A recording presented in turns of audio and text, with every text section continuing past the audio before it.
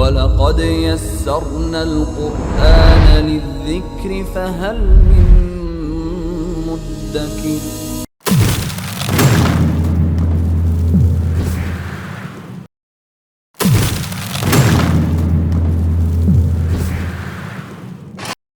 తొంభై రెండవ సూరా అల్-లైల్, రాత్రి.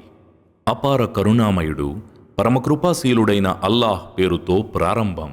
చీకటిని అలుముకున్నప్పటి రాత్రి సాక్షిగా, వెలుగును విరజిమ్మేటప్పటి పగటి సాక్షిగా, మగ ఆడజాతులను సృష్టించిన వాని సాక్షిగా, నిశ్చయంగా మీ కృషి ప్రయత్నం అనేక విధాలుగా ఉంటుంది. ఎవరైతే దైవ మార్గంలో ఇచ్చాడో, తన ప్రభువుకు భయపడుతూ ఉన్నాడో, ఇంకా సత్పరిణామాన్ని సత్యమని ధ్రువపరిచాడో, అతనికి మేము సులువైన మార్గపు సౌకర్యం వసుగుతాము.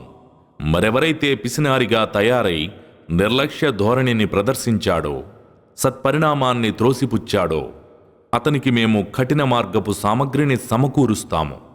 అతడు పడిపోయే సమయంలో అతని ధనం అతనికే విధంగానూ పనికిరాదు.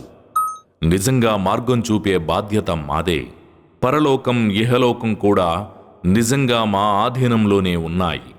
మరి నేను మటుకు నిప్పులు చెరిగే నరకాగ్ని గురించి మిమ్మల్ని హెచ్చరించాను. దౌర్భాగ్యుడు మాత్రమే దానికి ఆహుతి అవుతాడు. వాడు సత్యాన్ని ధిక్కరించి దాన్నుండి ముఖం తిప్పుకొని పోయాడు. దైవభీతిపరుడు మాత్రం దాన్నుండి సురక్షితంగా ఉంచబడతాడు. ఎందుకంటే అతను పవిత్రుడయ్యే నిమిత్తం తన ధనాన్ని ఇస్తాడు.